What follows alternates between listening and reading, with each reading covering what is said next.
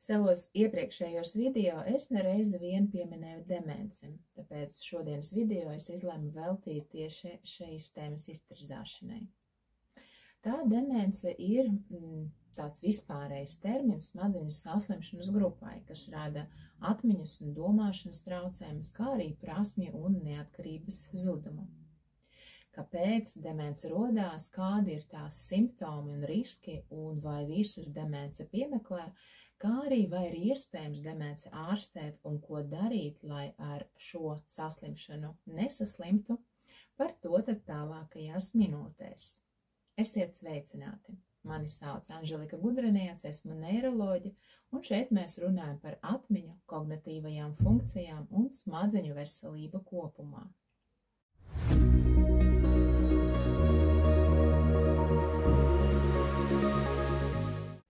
Jēdziens demence, tas ir tāds lietussarga termins, kas zem sevis ietver dažādas saslimšanas, kuru dēļ rodās smaga kognitīva disfunkcija. Un faktiski šīs termins apraksta smadzeņu darbības traucējumu simptomu kopu, kas izsauc pastāvīgus, daudzpusīgus un bieži vien progresējošas atmiņas, domāšanas, personības traucējumus un ikdienas aktivitāte veikšanas grūtības. Šo disfunkciju pamatā esošu saslimšanu dēļ tiek iznīcinātas galvas smadzeņu šūnas, novedot pie kognitīvo simptomu padziļināšanās, stipri pārsniedzot tās izmaiņas, kuras varētu sagaidīt pie normālas novecošanas. Un visbiežāk tiek traucēta atmiņa, iegaumēšana, valoda, šī te vizuāla telpiskā izjūta, zūd dažādas prasmes un iemaņas, ir grūti izprast cēloņsakarības, traucētas spriešanas spējas un tā tālāk. Šīs kognitīvās pārmaiņas pavada un reizēm varbūt kā pirmie simptomi garastāvokļa svārstības un uzvedības traucējumi, piemēram, kā nesavaldība un grūtības kontrolēt emocijas, varbūt motivācijas trūkums. Ar laiku pievienojas arī dažādas intensitātes personības izmaiņas. Visai bieži demenci pavada arī depresija, un smagas stadijas gadījumā pievienojās miega traucējumi un halucinācijas. Demence pamatā skar cilvēkus pēc 65 gadu vecuma, bet 9% no visām demencēm ir tā saucamās agrīnās formas, kad demences sindroms attīstās cilvēkiem, kas ir jaunāki par 65 gadiem. Un visā pasaulē vairāk kā 55 miljoniem cilvēku ir demence, un ik gadu ar to saslimst gandrīz 10 miljoni. Un tāpēc, ka visā pasaulē populācija pieaug un cilvēki dzīvo ilgāk, rezultātā gan demences slimnieku skaits, gan saslimstības biežums ar gadiem tikai pieaug. Un uz 2050. gadu, vien pēc nepilniem 30 gadiem, paredzams, ka tie būs nevis 55 miljoni kā tagad, bet jau 139 miljoni cilvēku visā pasaulē, kas sirgst ar demenci. Un demencei ir fiziska, psiholoģiska, sociāla un ekonomiska negatīva ietekme ne tikai uz pašiem cilvēkiem, kurus demence ir piemeklējusi, bet arī uz viņu ģimeni, aprūpētājiem un sabiedrību kopumā.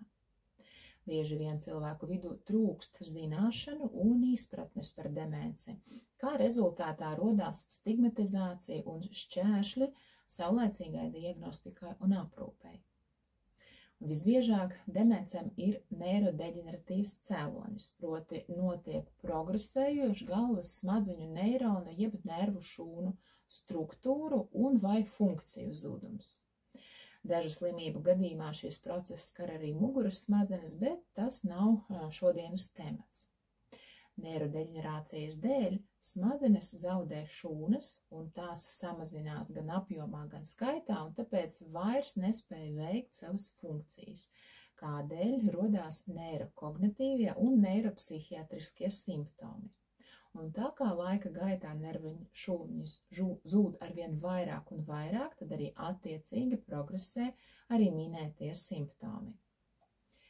Neirodeģeneratīvo slimību piemēri ir Alzheimera demence, leviķermenīšu demence, frontotemporāla demence, Parkinsona slimība, Huntingtona slimība un amiotrofā laterālā skleroze. Šīs slimības, diemžēl, nav izārstējumas un būtiski nelabvēlīgi iespaido cilvēka dzīvi un viņa kvalitāti.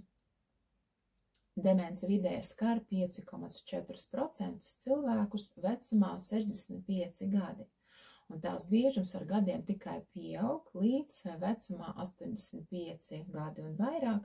Demence skar katru 4. personu, jeb 25% no šīs vecuma grupas. Un lauvas tiesu biežuma ziņā no visām demencēm sastāda tieši Alzheimera slimība, proti 60 līdz 80%. Un otra biežākā tā ir vaskulārā demence, kas attīstās pēc pārciesta viena vai atkārtotiem insultiem vai galvas asinsvadu slimību rezultātā. Līdzīga sastopamība ir arī leviķermenīšu demencei, bet retāk attīstās frontotemporālā demence. Par tā mēs pastāstīšu kādā no nākošajiem video. Demence var būt arī pie noteiktām infekcijām, piemēram, pie HIV vai C vīrusa hepatīta, hroniskas un pārmērīgas alkohola lietošanas dēļ, atkārtotu galvas trauma rezultātā, ko dēvē par hronisku traumatisku encefalopātiju. Arī uzturviela deficīta gadījumā, piemēram, B12 un B1 vitamīnu deficīta dēļ. Tajā skaitā slikti ārstējot cukura diabētu, akņu un nieru mazspēju, ilgstoši dzīvojot ar paaugstinātu vai svārstīgu asinsspiedienu, tas viss var novest arī pie kognitīviem traucējumiem un demences attīstības. Konkrētas robežas starp dažādām demences formām nevienmēr var skaidri noteikt, un bieži vien vienam cilvēkam var būt 2 vai vairākas demences vienlaicīgi. Tādā gadījumā to dēvē par jauktu demenci. Un izskatīsim tad biežākās demences pazīmes un simptomus. Kā jau minēju, garas stāvokļu un uzvedības izmaiņas var būt kā pirmie simptomi un parādīties vēl pirms atmiņas traucējumiem. Vēl cilvēks var aizmirst lietas, piemēram, mājas durvju kodu vai kredītkaršu paroli, vai arī nesenos notikumus, sarunas, var zaudēt priekšmetus biežāk kā parasti, vai arī novietot tās neatbilstošās vietās. Var apmaldīties vai apjūgt uz ielas, ejot vai braucot, sākotnēji tas ir jaunajās vietās un ar laiku slimību vai progresējot, apmaldās un apjūk arī pazīstamajās lokācijās. Zūd laika izjūta. Tipiski, ka rodās grūtības atrisināt dažādas problēmas vai pieņemt lēmumus, plānot ikdienu un pārvaldīt finanses. Ir grūtības uzturēt un izsekot sarunai, var izkrist kāds vārds, ko pēc kāda laika atcerās. Ir tipiski, kā, piemēram, lasot grāmatu vai skatoties filmu vai seriālu, teiksim, dienas 2. daļā vai nākošajā dienā var īsti neatcerēties šo te saturu, par ko lasīts vai skatīts. Aizmirst personu vārdus, sevišķi slavenību vārdus, varbūt grūtības veikt pazīstamus uzdevumus. Tas prasa vai nu ilgāku laiku un vai vairāk pūļu nekā tas ir bijis vajadzīgs iepriekš, proti sāk zūst prasmes. Var parādīties vizuāli šīs te vizuāli telpiskās orientācijas grūtības, kas nespēj novērtēt pareizi attālumu līdz objektiem. Un runājot par biežākām garas stāvokļu un uzvedības izmaiņām, tad tās ir satraukums, skumjas vai dusmas par saviem atmiņas traucējumiem. Un padziļinoties defektam, cilvēks kļūst nekritisks, var noliegt savu defektu un arī uzskata, ka apkārtējie izdomā vai aplami norāda uz kaut kādiem traucējumiem, kuru pēc paša demences slimnieka domām viņam nav. Var izmainīties arī personība. Cilvēks var kļūt apātisks vai noslēgts, var kļūt aizdomīgs un varbūt arī agresīvs, neiejūtīgs un vienaldzīgs. Tipiski zūd empātija, un tajā skaitā arī pret tuviniekiem. Un šeit ir galvenais piederīgajiem to neuztvert personīgi un atcerēties, ka tā ir slimība, kas izmaina viņa tuvinieku, un nevis tā ir viņa paša ļaunā griba. Demences pacientiem ir raksturīga arī neatbilstoša uzvedība, zūd manieres, takta izjūta, var parādīties dzelīgums, neķītri joki vai komentāri. Tipiski, kā pamazām izvairās un atsakās no mājas pienākumu veikšanas, ko pirmīt ir pratuši darīt un bieži vien noslēdzas sevī, atturās no sabiedriskām aktivitātēm, sociāli izolējās un varbūt arī raudulība. Ātrāk vai vēlāk vairs neinteresē iepriekšējās aizraušanās un hobiju. Mazāk interesējas par citu cilvēku emocijām, notikumiem, jaunumiem un tajā skaitā par tuviniekiem. Viena un tā pati demences forma skar katru cilvēku atšķirīgā veidā un atkarībā no slimības pamatcēloņa, no citiem veselības faktoriem, no blakus saslimšanām un personas prāta funkcijām pirms saslimšanas ar demenci un kognitīvajām rezervēm. To, kādi simptomi parādās pirmie un kāda to kombinācija, ir ļoti individuāla un varējas starp pacientiem. Lielākā daļa simptomu laika gaitā padziļinās, savukārt citi simptomi var izzust vai parādīties tikai vēlākā demences stadijā. Un slimībai progresējot, pieaug arī nepieciešamība pēc palīdzības ar pacienta personīgo aprūpi. Demencijai progresējot, slimnieki vairs nespēja atpazīt draugus, ģimenes locekļus, var rasties grūtības pārvietoties, nereti viņa zaudē kontroli par savu urīnpūsli un zarnu saturu, rodās problēmas pašiem paēst un padzerties, un viņa nereti piedzīvo arī uzvedības un citus psihiatriskos simptomus, kā apātiju, trauksmi, depresiju, uzbudināmību vai agresiju, un nereti arī halucinācijas un murgi, piemēram, ka mājā ir sveši cilvēki vai ir nozagta nauda, vai ka kāds mēģina viņus noindēt. Kaut kādā slimības posmā šie slimnieki kļūst nekritiski un neapzinās to, cik lielā mērā viņa mentālais stāvoklis viņus ietekmē. Un šeit ir ļoti būtiski iesaistīties tuviniekiem, ģimenes ārstam un atmiņas traucējumu speciālistam un pateikt pacientam, kad viņam vairs nav droši vadīt transporta līdzekli, gatavos ēst vai veikt citas darbības un aktivitātes, kas var viņus apdraudēt. Jāapzinās, ka cilvēki gados un vēl vairāk cilvēki ar demenci bieži vien krīt un tādā veidā var sevi traumēt. Tā, lai mazinātu kritienu risku, ir ieteicams nodrošināt drošu vidi, kur nav lietu, aiz kā varētu aizķerties, vai paklupt vai paslīdēt. Piemēram, mēbeles, paklāji, vaļīgie vādi uz grīdas, nekārtība. Būtiski ir arī nodrošināt telpas, lai tās būtu labi apgaismotas, vēl arī vajadzētu turēt mantas tādā sasniedzamā augstumā un ieteicams valkāt stabilus, ērtus un izturīgus apavus. Nestaigāt arī basām kājām vai zeķers, taču ir iespēja izmantot speciālās zeķītes ar neslīdošu pamatni. Svarīgi ir būt aktīvam, regulāri veicot spēku un stabilitāti veicinošos vingrinājumus, un, ja ir nepieciešams, tad var un vajag lietot palīgi ierīces – spieķi, staiguli, satvērēju, sēdekli un neslīdošus paklājus vannas istabā, varbūt arī vajadzīgi trepju protektori. Vajadzības gadījumā vajag nodrošināt trauksmes pogu. Pasaules veselības organizācija nosauc faktorus, kas paaugstina demences attīstību.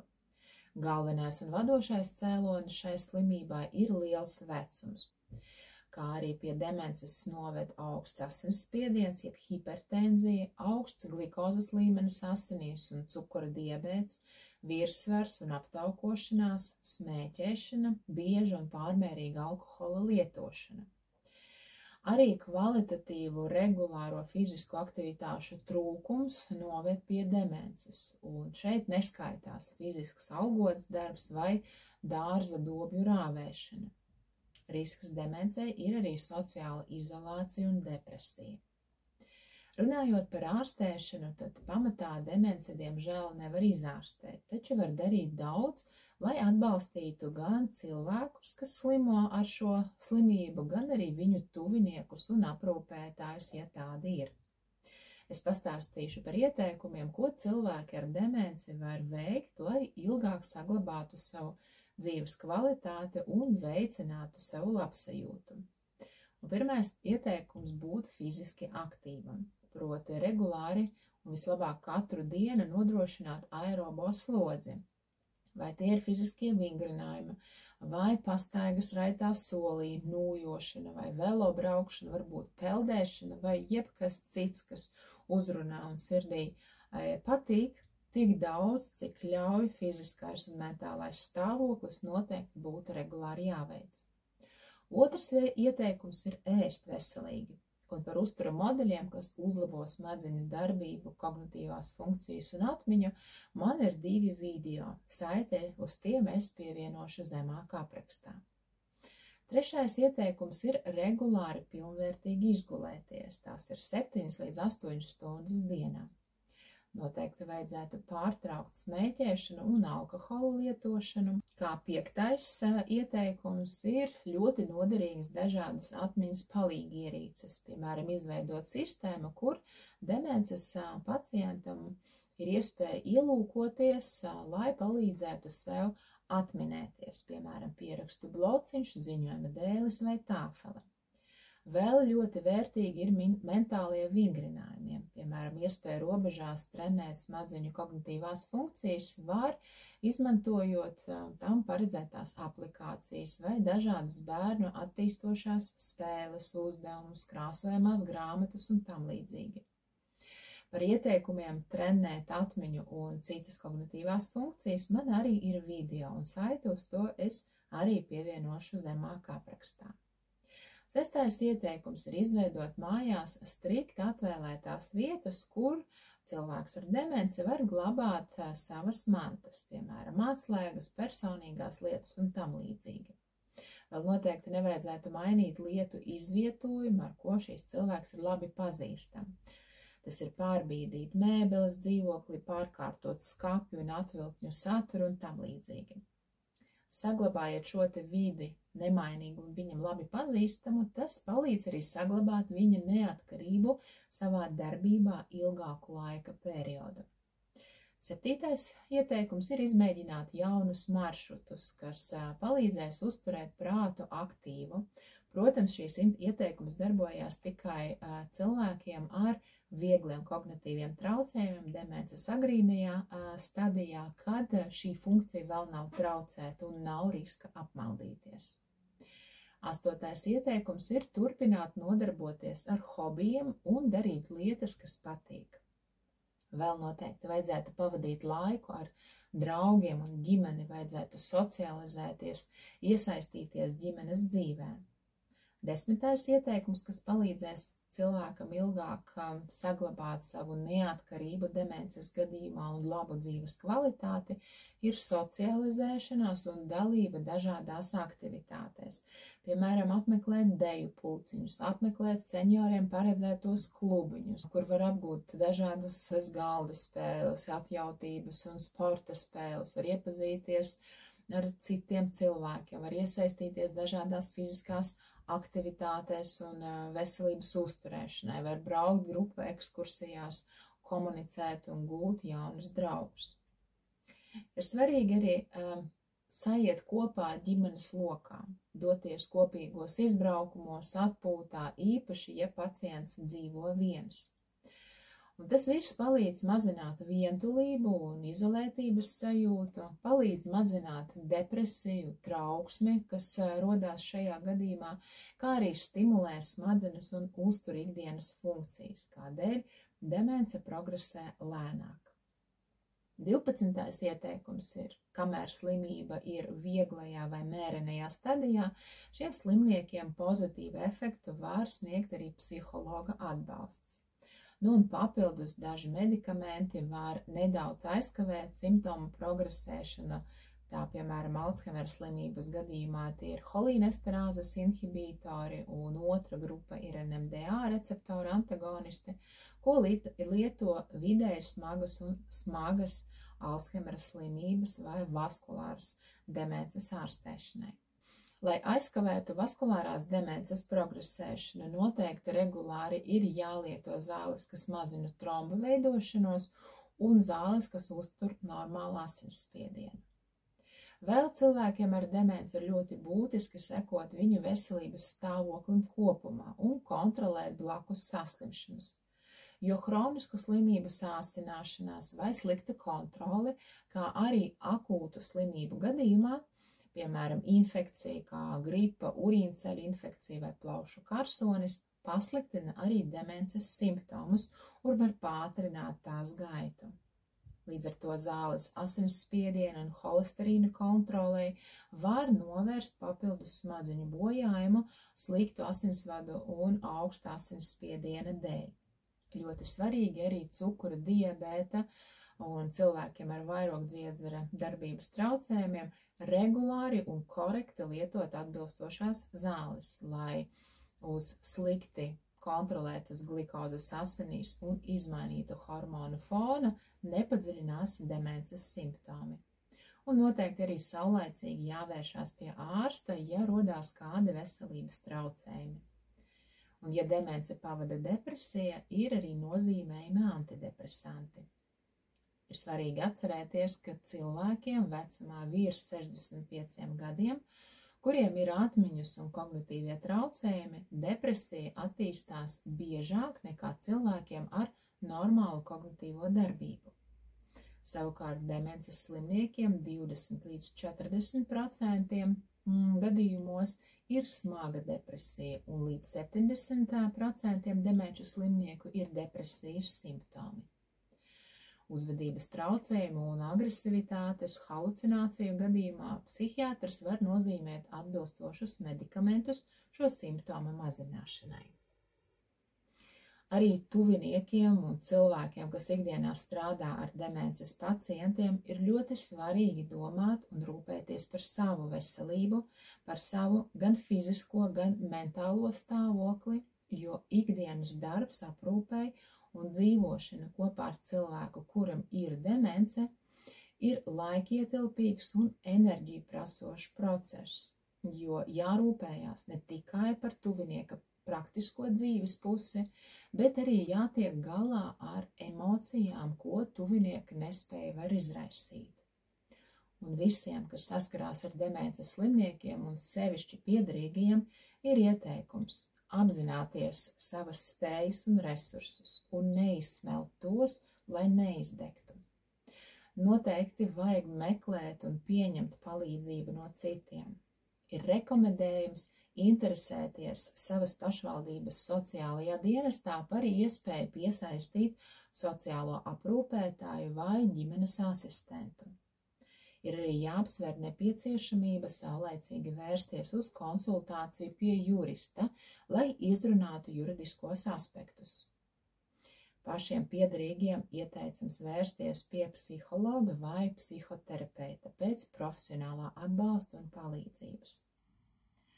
Un runājot par riska faktoriem un Alzheimera demences profilaksi, tad, lai gan vecums ir nozīmīgākais zināmais demences riska faktors, tomēr demence nav neizbēgams bioloģiskās novecošanās sekas, un šī slimība nepiemeklē visus cilvēkus lielākā vecumā.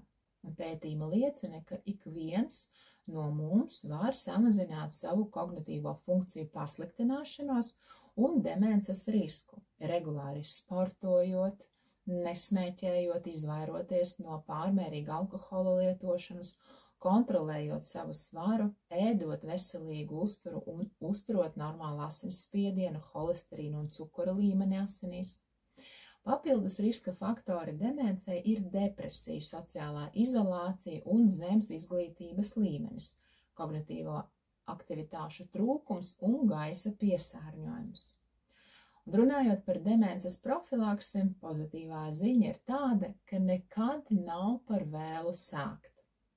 Un faktiski profilaksei ieteikumi ir tādi paši, kas tika pieminēti pie kognitīvo funkciju uzturēšanas, proti ir veselīgi jāēd, Ir pietiekoši jāguļ, ir regulāri jātrenē savu ķermeni un prātu, vajag apgūt kaut ko jaunu, jaunas prasmes, jaunas iemaņas, izaicināt savas smadzenes.